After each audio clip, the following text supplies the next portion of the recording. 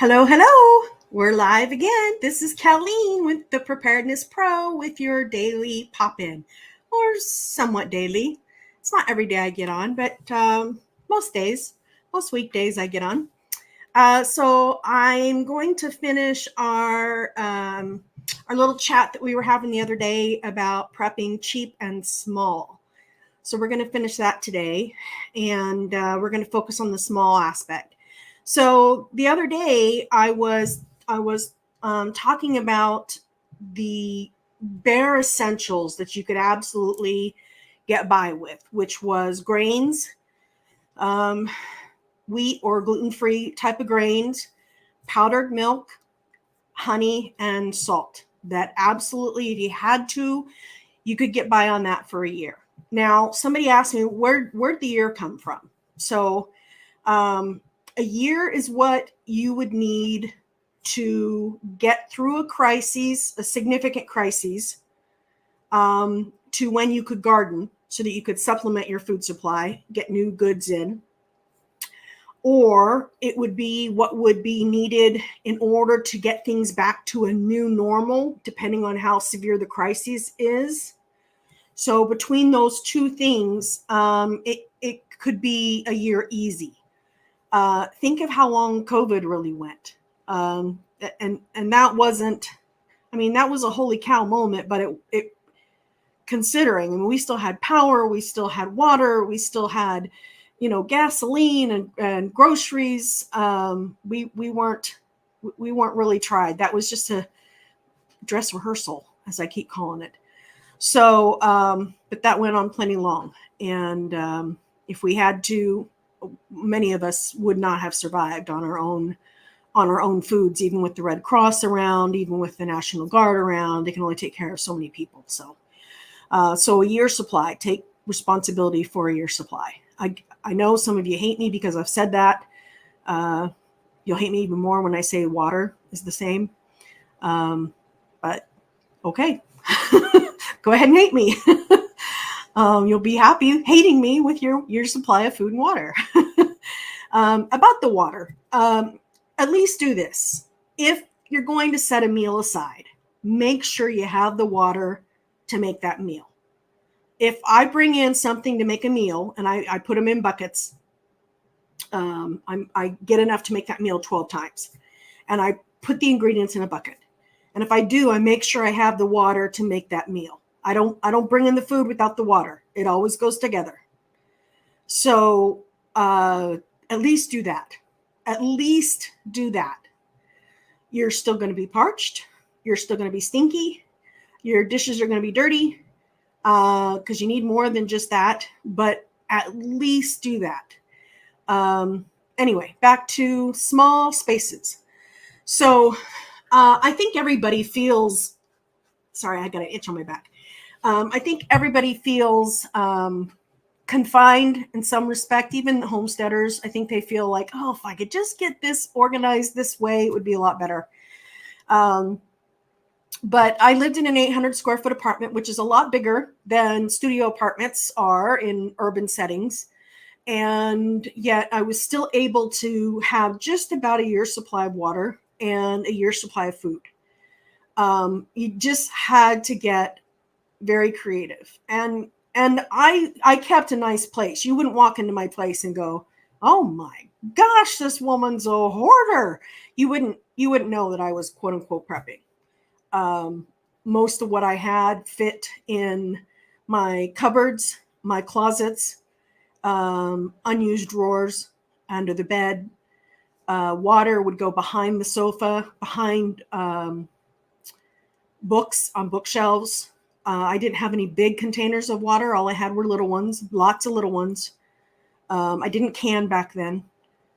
So I was just doing canned goods and dry goods, lots of dry goods, which in hindsight wasn't that smart, but I didn't have the whole water with the food mentality at that point. I've gotten smarter, thank goodness. See, she can be taught. Maybe you can too. One can hope, right? We all can be hopeful that we can be taught things. All right, so the number one solution when you are dealing with confined space, when you need more space, number one, and this is not an analogy or anything of that nature, although I think it is kind of cool, is look up. That's number one. Look up. When you have a sofa in place, don't think that, okay, I just used up all that space with the sofa. No, look above the sofa. Have shelves above the sofa. Look up. Put those shelves as high up as they will go. It doesn't matter if you have knickknacks on them or not, but you can have closed shelves, with the little doors that go in front of them there. It doesn't matter. People don't need to see what's in the shelves. You can have that, but look up. Shelving is your friend, and you can do it discreetly with my brain just went blank. Oh, I hate you, menopause. Aqua bricks, that's what I was thinking. Or water bricks. Aqua bricks is another brand, but water bricks is what I utilize. You can actually make the shelves out of water bricks and then put wood around the whole shelf, just that plywood, and stain it. Put wood around the shelves, and nobody's the wiser that you've got stored water and stored food behind this, big shelving unit that sticks out no more than, the back of your sofa, really. So think vertical. That's most important, is vertical. Same in your closet. Your rack of clothes only goes up so high, but you can have shelves above the rack. Also behind doors, there's all that space behind the door. Those over the door hangers, I got a lot of space out of those. Also shoe containers. You know what I'm talking about. That you hang on hangers that you can put your shoes in. I use those to put dry goods in. They're not sturdy enough. I haven't found one sturdy enough for non-dry goods. I have pastas stored in those. What else? In terms of vacant spaces. So if you have deep bookshelves, you can put things behind there, smaller items like canned goods. I have some soda pop bottles of water. I'm not really keen on soda pop bottles, using those, but I call them soda pop bottles. What they really are the orange juice bottles. They're a different kind of plastic. I just call them soda pop bottles. Don't use milk bottles. Whatever you do not use milk bottles for water. Please do not. You will die from a flood instead of an earthquake. That will not be good. Don't talk to me about how long it takes for the landfills to fill up, to break down those milk bottles, and that you should be just fine, because it's one thing for a milk bottle to break down completely in the landfill. It's another thing for it to break down just a little bit to leak out your water. Okay? So I'm trying to help you here, not make your life miserable. The next thing after vertical you want to think is multi-purpose. So as much as you can have be multi-purpose, that's what you want. So let me give you an example. It's ideal to have a Dutch oven, for example. It's ideal for you to also have a cast iron skillet. So why not get a cast iron Dutch oven? That would be the best bang for your buck. You could do stews in the Dutch oven. You can use the Dutch oven as a stove with the right number of coals on it. And you can fry in the Dutch oven. That's multi-purpose. Having your Leatherman tool, multi-purpose. Just whatever you can get that's multi-purpose, that's what you want. On Amazon, there's a 16-in-1 dicer slicer. I would have one of those if I was in a studio apartment, because that's going to take care of a whole bunch of things. It's going to conserve physical energy, and it'll take care of a whole bunch of things that I would need other utensils and tools for. So slicer dicer, 16-in-1. Look for it on Amazon. It says 16-in-1. Just put that in, 16-in-1 dicer. Put that in and you'll find it. Get the best rated one. Don't explore those other ones. You might be sorry. I don't know. I haven't explored them, but I've learned from experience not to. The other aspect that's really complicated for small spaces is water. So here's how you attack that. For one, you want to be aware where other water resources are. Where's the nearest lake? Now, I cringe when I say that because everybody's going to be thinking, here's the nearest lake. But you know what? For centuries, everybody went to the nearest lake to get their water. So could there be a chance that marauders could be there and say, yeah, you're not coming to the lake unless you pay a fee? Yes. Okay. Just so you know, when people ask me, what about, and that kind of scenario, I don't put my head in the sand on it. I'm armed. I'm capable of handling myself, but I just don't spend time investing in that kind of fear. I know I'm going to have backups to my backups to my backups. That won't be my only option. And I won't stock up on the fear. I refuse to. And I believe that if I do all I can to be prepared, because I'm being prepared, not because I want to live through an EMP, that's going to be a little scary. Not because I want to live through, whatever could happen. That won't be fun. I can think of a lot of things that are more fun, like even getting my teeth cleaned are more fun than that. But I made a promise that I would endure to the end, and so I'm going to do it. And if I have to help other people out while I'm doing it, pretty sure I made that promise too. So I'm not going to let that get in my way. I feel like if I keep my end of the bargain, if I keep my end of the promise, that the Lord's going to keep his end of the promise. That doesn't mean that nothing's going to happen to me. I know that. It doesn't mean I'm going to be hunky-dory. It just gives me peace. And I can do a lot of things, a lot of good things with peace in my heart, with confidence. So that's how I handle that, folks. Okay, so water. So know where other water is. Now I'm gonna share something with you that a lot of people don't know, but there's something called a Silcock key. It's spelled Sillcock, Silcock key, and it's great for urban settings. It will open up locked taps on the sides of buildings. Usually firefighters use them. Plumbers will use them. Survivalists will use them. It gives you access to water that you wouldn't have access to otherwise. You want to get a 4-pronged Silcock key. You can get them at any hardware store. So if you want to grow up and be a plumber someday, now you know where to get your Silcock key. And I suggest you all want to grow up to be a plumber someday. Even if you live in an urban setting, you just never know where you're going to end up. So food for that. It's only like $10. Maybe you don't need it if you're going to be in the country. I can't imagine you needing it then. But if you're in a suburban, urban area, I would have a Silcock key on hand. Okay. I wouldn't suggest that you go out and practice it. That's one of the few things I'm not going to suggest that you practice. I'm all about practice, but watch some YouTube videos on how to use a Silcock key, okay? I'm all about practice, but maybe you don't want to do that right now. But officer. Okay, so think upward, multi-purpose.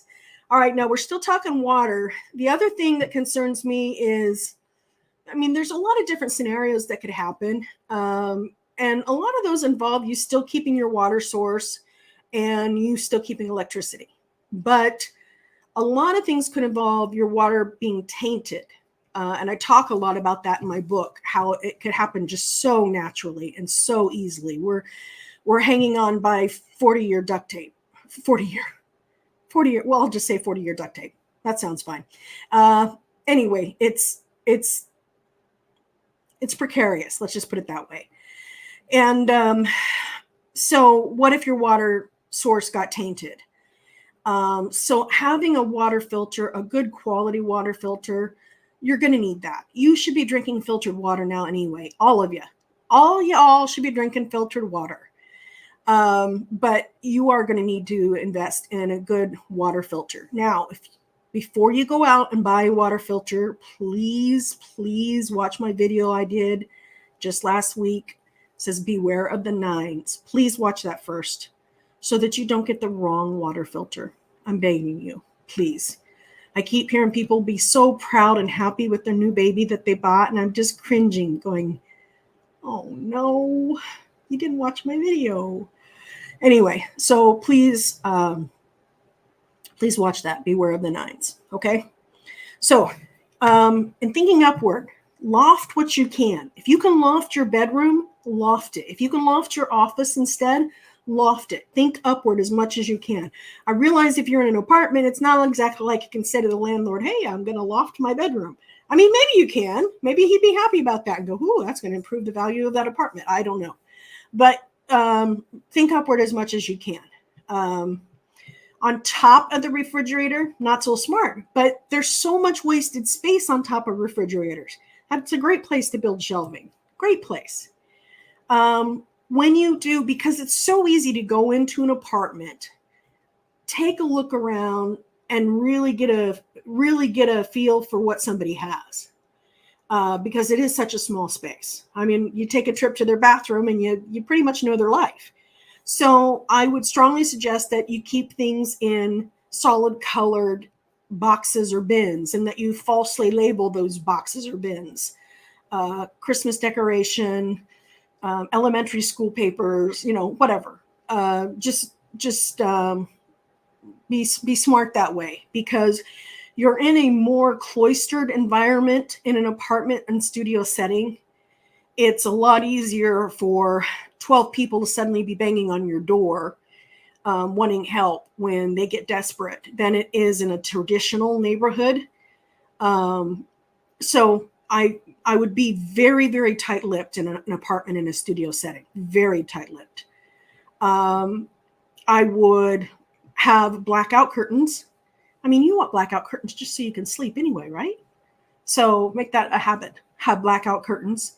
And then have those blackout curtains so that nobody needs to know in the midst of a crisis that you've got light or that you have food.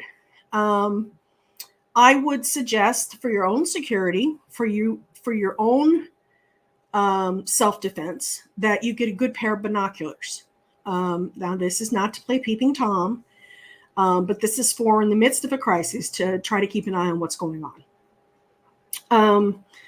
One of the things that you can do, and some of you may have seen this episode, but it's already part of my plans. They just showed it on the television show. One of the things that you can do in an apartment setting for security is you can break up something that's glass, a couple somethings that's glass, and spread those glass pieces in front of your door.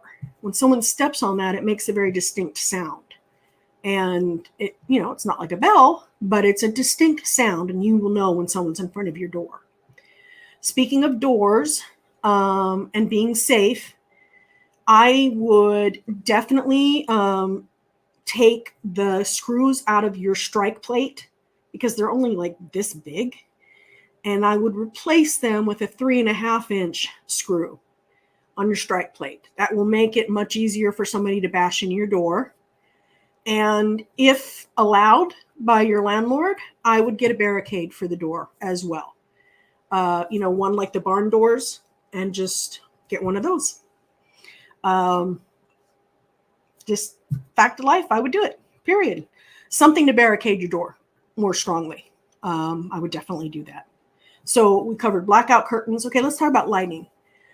LED lights are going to be your friend.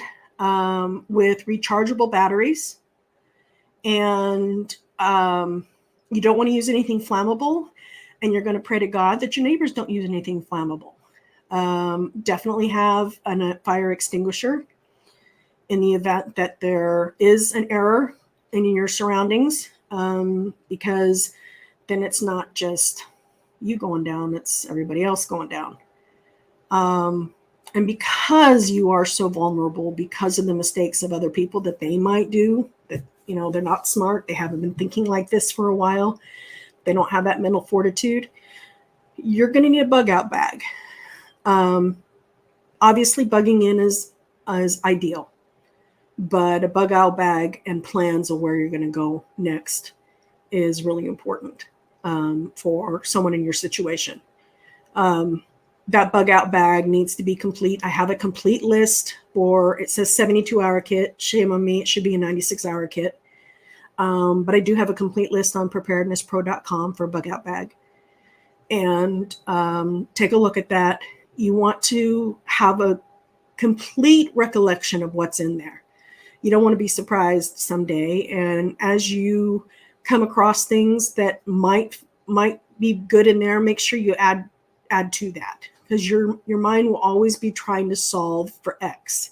If you give it a question, it will always try to solve for X. So if that question is, what else should I be putting in my bug out bag? Your mind will come up with answers at the most inopportune time. You could be trying to ask for a raise and all of a sudden the idea will come. So, okay. Also for your, security and convenience and, comfort, I would recommend a solar generator. They're quiet. You'll have the blackout curtains. You can hook up the solar panels just to your window. You don't have to have them outside. Now, that sucks if you are on the side of the building that doesn't get sunlight. Oh, sorry. But you can get enough sunlight on the solar panels to help recharge that generator. And make sure you get the kind that has the rechargeable for the batteries as well. So as much as you can get rechargeable battery items, that's good. You don't want to just stock up on things. You obviously don't have the room for that. And chances are if you're staying in an apartment or studio apartment, you don't have the money for that either. You're doing the best that you can. And so the other key word I would give you, vertical, multi-purpose, would be intentional. Be very intentional in the items that you acquire. You want them to serve not just one purpose, but multi-purposes. You want to justify that money that you're spending and that space that you're spending, because that's at a premium in your living circumstances. As best as you can, get containers that'll stack. I would not focus on round buckets. I would focus on square buckets. You can get 3 or 4 gallon square buckets. You can come in 5 gallon square buckets. You can get those online, or you can get them at bakeries for cheap. I understand Sam's Club sells theirs for a couple bucks from their bakery. Costco does the same. Just you want square that'll take up less space, obviously. As far as water, I mentioned water bricks. Also, those military water containers, they're nice and narrow. They'll go into things a little bit easier. I say go into things. They'll hide in things. They'll fit in crevices of unused space easier. Look at your furniture. Is it multifunctional as well? There's so many amazing inventions. You just do a search on YouTube for multifunctional furniture. It's amazing. It's jaw-dropping, especially those Japanese over there. They have got some amazing multifunctional furniture pieces. It's just because they live in such small spaces and they have to. It's a way of life for them. The other thing, number 4, so I've said up, vertical, multi-purpose, deliberate, or intentional. And number 4 is maximize your skills. You can stock up on those out the wazoo. At some point, you will no longer be in your abode. At some point, you will be a part of a group, hopefully a group you wanted to be a part of, not a group you're forced to be a part of. And you will want to bring skills to the table. Skills other than how you are earning your living, chances are. Our white collar skills are not going to get us through a crisis, except for maybe some mental fortitude, some leadership skills. But you will want to learn some primitive skills, whether it's blacksmithing or cobbling, veterinary skills. Just you will want to learn some skills, and you will want to maximize those skills. That you can stock up on, and it doesn't cost anything. You can stock up on that knowledge. You can quiz yourself. You can test yourself. You can watch amazing documentaries and videos that will help you to truly know these things. You can have amazing knowledge of gardening. In my book, Neanderthals in the Kitchen, I give you a gardening method that is the solution to all gardening methods. It beats all gardening methods. I've seen it work in styrofoam pellets. I've seen it work in Arizona. I've seen it work in Alaska. I've seen it work in a concrete jungle in Japan. It works. It's amazing.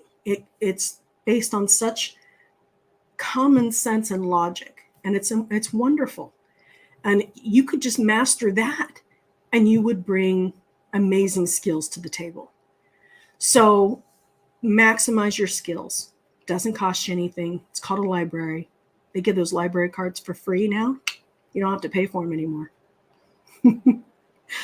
Okay. One thing I want you to consider is when it comes to a year's supply of food, a year's supply of the basics will fit in the footprint of a twin-size bed underneath the bed. So it doesn't take up as much space as people think. Now, when you're starting to add additional things, fruit cups and corned beef and chicken and jerky and nuts and things like that, well, that's going to take more space. But the bare essentials that you could survive on, that will take up no more than the footprint of a twin-size bed. So it's not that hard. It's not that rough on the budget either if you do it bit by bit. As I mentioned the other day, some of the key places to get the essentials, such as wheat and powdered milk, is through providentliving.org or a local Bishop storehouse near you. Just ask Google, where's the local Bishop storehouse, and it will come up with the nearest one. It's run by the Church of Jesus Christ of Latter-day Saints. You do not have to be a member. You do not have to have any particular feelings towards them whatsoever, and you will be able to order from them and get some really amazing pricing. I mentioned the other day that their gallon of milk, based on the price of their powdered milk, runs only about $3 a gallon. So pretty spectacular. And the shipping is like $5, something ridiculous, something to make Amazon blush. So nearby water, maximize your skill. I think I've covered everything. I think that's it for small space prepping. I don't know that that's it. I'm sure that there are people smarter than me that have other great ideas. If you do, please comment. But that's all I had prepared, I think. Let me just look at my notes here. Oh, one more thing. A foldable wagon. So that if you do have to leave, you can leave with more. You could carry your bug out bag, but then have a collapsible wagon, and you can bring some pertinent, important things, if nothing else, get them to your vehicle, which is never parked right near our place that we live, right? Anyway, that would be the last thing that I would suggest as a get. So that's it for me. Hope it was helpful for you. I will see you next week. I'm going to go back to working on the cookbook. Talk to you later. Bye-bye.